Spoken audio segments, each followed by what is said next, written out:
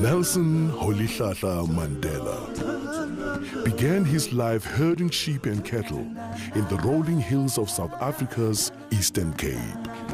In his autobiography, part of which was written secretly while in prison, Mandela wrote, "I was not born with a hunger to be free. I was born free. Free in every way that I could know. Free to run in the fields near my mother's hut. Free to swim in the clear stream that ran through my village.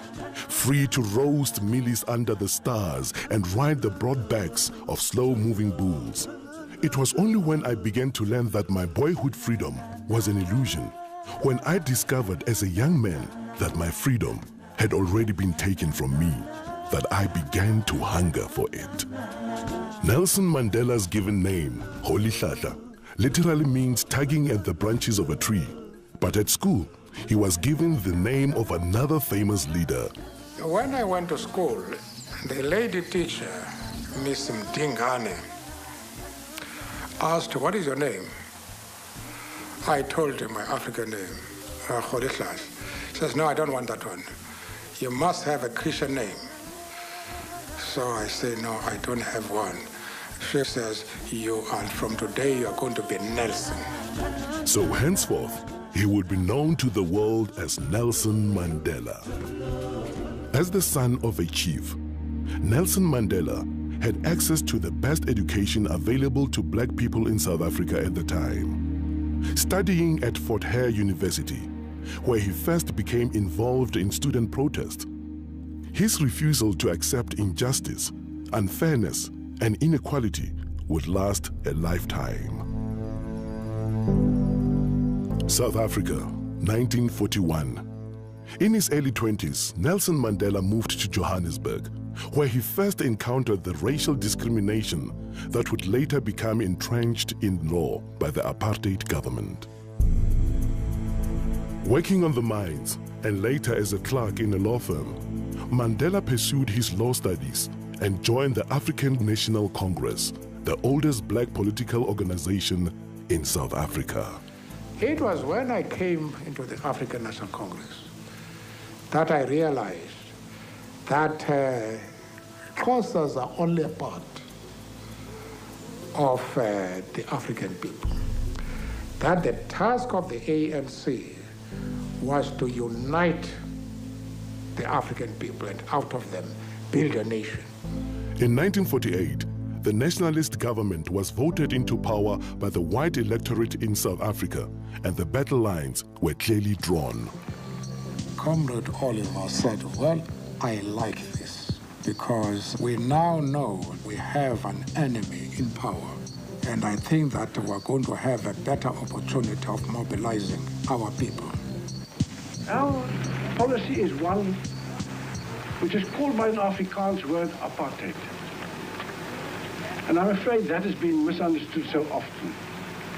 It could just as easily, and perhaps much better, be described as a policy of good neighborliness.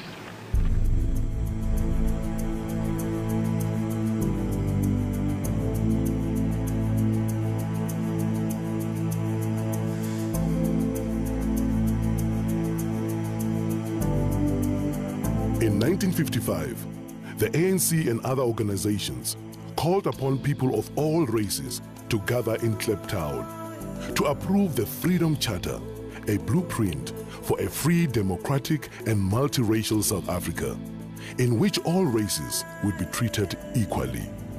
Nelson Mandela, one of the chief organizers of the gathering, was banned by the government from attending and was forced to watch proceedings from the sidelines.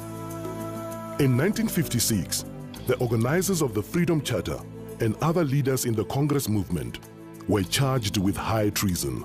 The trial was specifically designed to occupy the opposition and keep them out of politics. It dragged on for 4.5 years, and it would be another 40 years before the Freedom Charter finally bore fruit. South Africa, 1960, Sharpeville, a black township in the industrial area south of Johannesburg. A peaceful crowd gathered to protest against the past laws, was shot at by police. 69 people died. The nationalist government imposed martial law.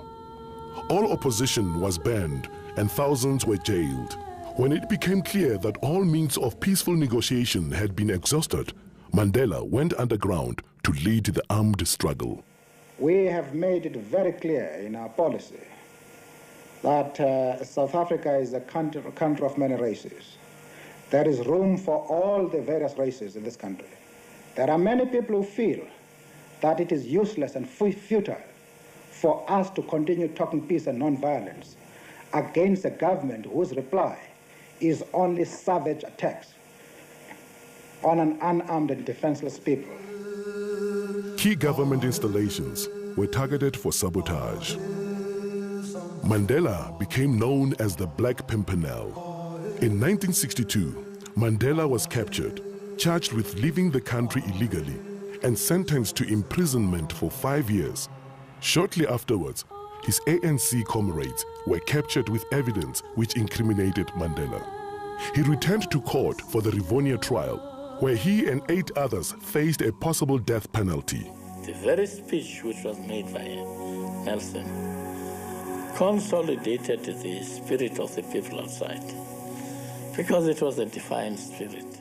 I have fought against white domination, and I have fought against black domination.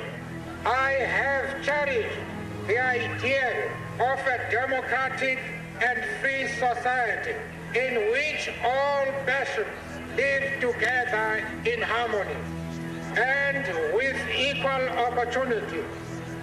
It is an ideal which I hope to live for and to achieve. But if needs be, it is an ideal for which I am prepared to die. When Nelson Mandela and several of his colleagues were sentenced to life imprisonment in 1964, the political convicts were sent to Robben Island, the bleak island prison off the Western Cape Coast. Nelson Mandela was 45 years old when he became prisoner number 466 of 1964. He would be in his early 70s before he would again be a free man. Forced to perform futile hard labor in a lime quarry, the prisoners refused to be broken. Far from being diminished, Mandela's moral leadership and stature continued to grow while he was in prison. His young wife, Winnie, continued to be an inspiration to the struggle.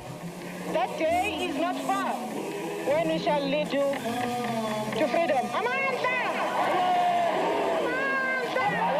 Amanda! Away to power to the people. But the struggle against apartheid would continue for another quarter century. While Nelson Mandela and his co-accused served life sentences on Robben Island, other leaders of all races and in all spheres campaigned for change. Many faced imprisonment or exile. And around the world, ordinary people showed their horror of apartheid and their support for the struggle.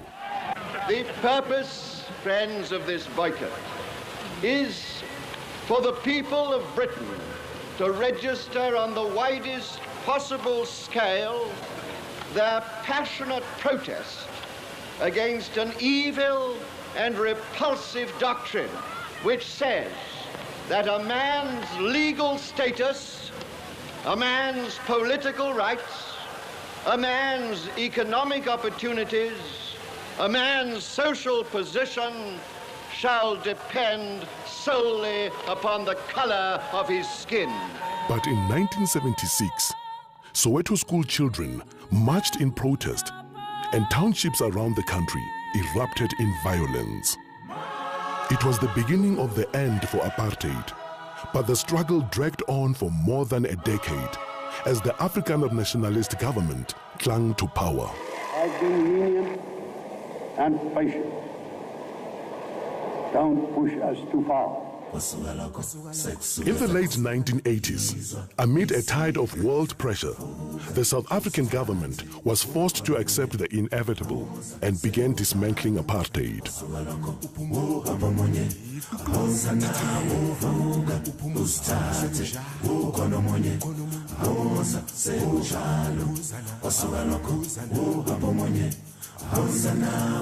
In 1990, at the age of 71, Mandela was released unconditionally.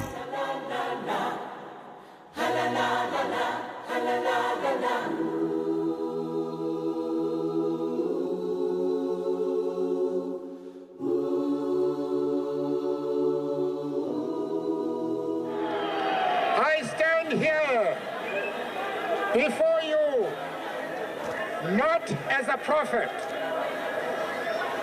but as a humble servant of you, the people. I place the remaining years of my life in your hands. After leading negotiations for a new South Africa, Nelson Mandela cast his vote in the first free and democratic elections and became the country's first black president. Never, never, and never again shall it be that this beautiful land will again experience the oppression of one by another.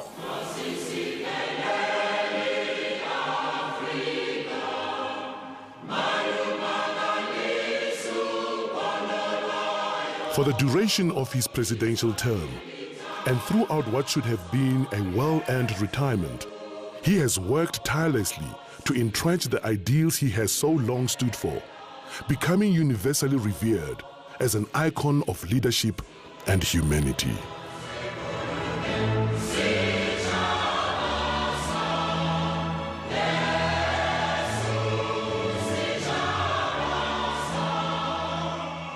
When I told one of my advisors a few months ago that I wanted to retire, he growled at me, "Coach, you are retired."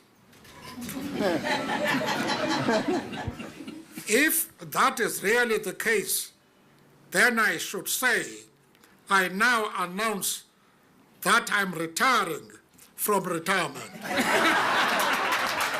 But in his retirement from retirement, Nelson Mandela has continued to give his support and generosity in countless ways, creating an enduring legacy through the Nelson Mandela Foundation, the Nelson Mandela Children's Fund, the Mandela Rhodes Foundation, the Nelson Mandela Institute for Education and Rural Development, and the 46664 campaign. Through 46664, he continues to lend the full force of his extraordinary talent, intellect, and heart to a problem that faces not only his own country, but the world at large. Nelson Mandela, Madiba, we salute you.